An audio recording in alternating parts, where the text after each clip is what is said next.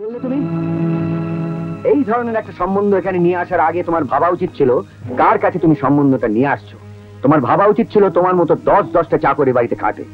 আমার সমান হওয়া দূরের কথা, আমার সামনে দাঁড়িয়ে কথা বলার যোগ্যতা তোমার আছে? আপনি আমাকে বিশ্বাস করুন স্যার, ওরা দুজনে দুজনকে খুব ভালোবাসে।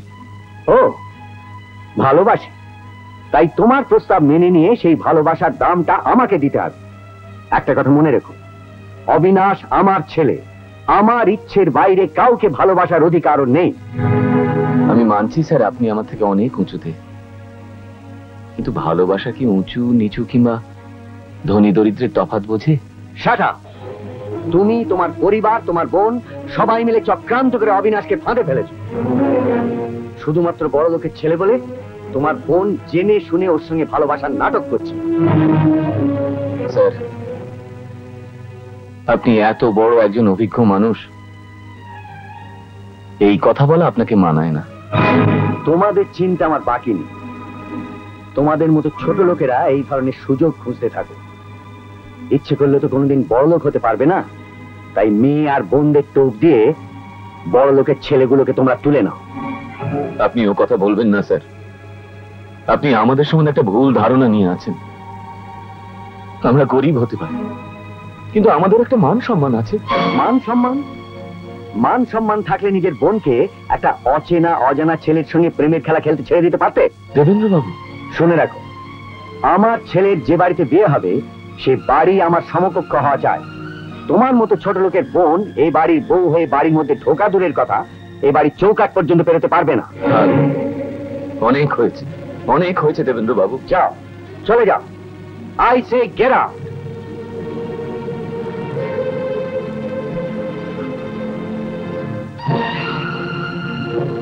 নীলমণি, নীলমণি, সত্যরঞ্জন মিত্রকে খবর দাও। তার মেয়ে স্মিতার সঙ্গে অবিনাশের বিয়ের যে প্রস্তাব তিনি দিয়েছিলেন তাতে আমি রাজি আছি। কিন্তু কর্তা, কোনো কিন্তু টিন্তু প্রশ্ন নেই। এ বাড়িতে আমার ইচ্ছের বিরুদ্ধে কিছু হয়নি, কিছু হবে না। অবিনাশের বিয়ে স্মিতার সঙ্গে হবে। This is my final decision.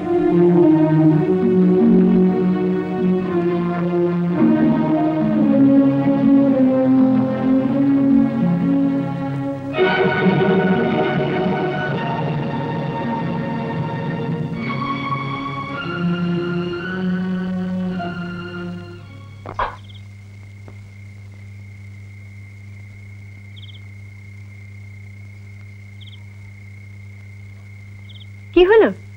অবিনাশের বাবার সঙ্গে কথা হলো? হ্যাঁ, সব কথা হয়ে গেল। ওদের বাড়িটা অনেক বড় না? হ্যাঁ, অনেক বড়। এত বড় বাড়ি যে ওই বাড়ির চৌকাঠে পা দেবার যোগ্যতা আমাদের নেই। যাই হোক, বিনি আমাদের ওখানে রানী হয়ে থাকবে। রানী? বিনি আমাদের সে ভাগ্য নিয়ে জন্মায়নি কল্পনা। মানে? অবিনাশের সঙ্গে বিনির এই বিয়ে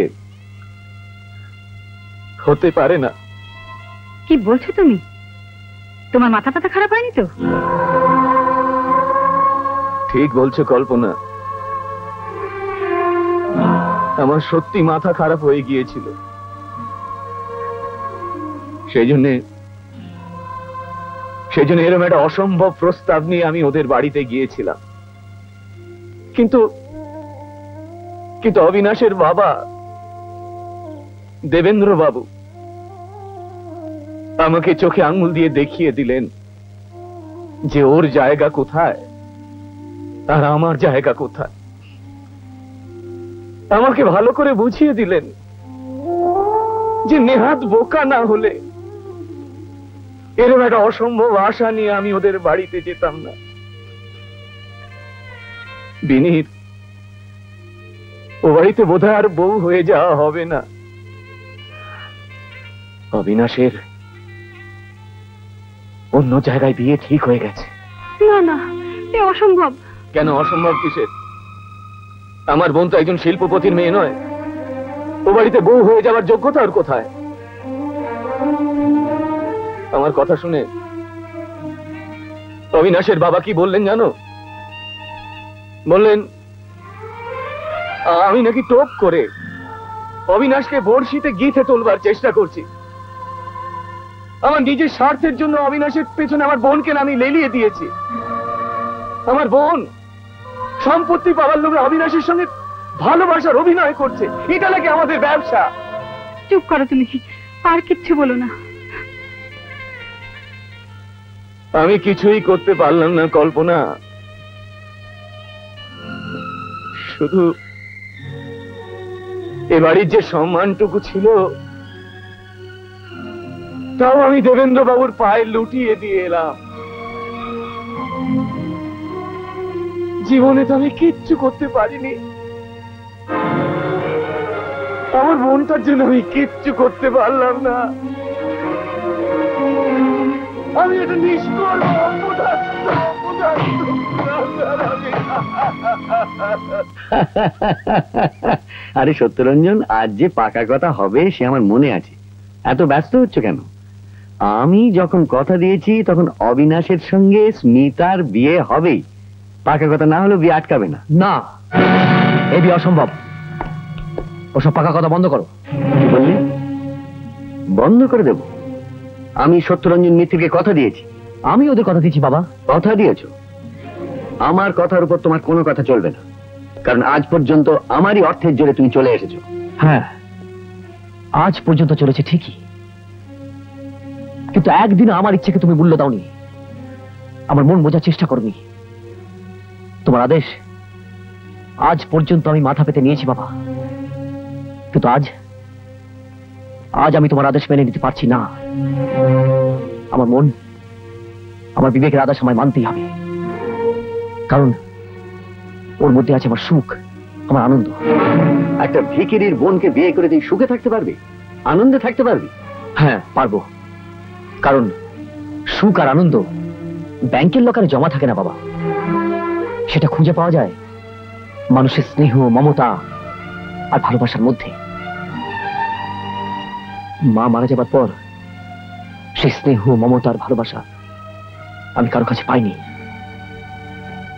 আর যখন তা আমি পেয়েছি তা আমি কোনো মূল্যের বিনিময়ে হারাতে চাই না বাবা।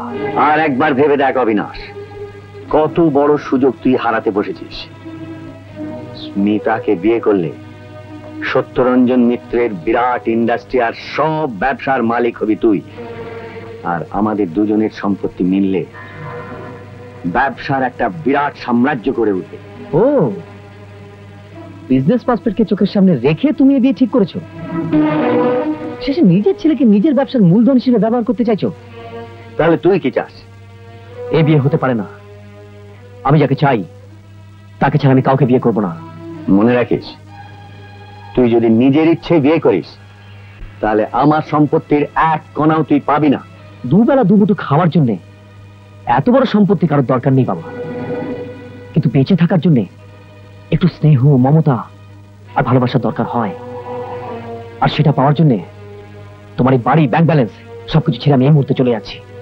অবিনাশ, আর তোমার কাছে আমি প্রতিজ্ঞা করে যাচ্ছি, তোমার নাম, ইনফ্লুয়েন্স, এমনকি আমি যে তোমার ছেলে, এই পরিচয় আমি কোনোদিন ব্যবহার করব না।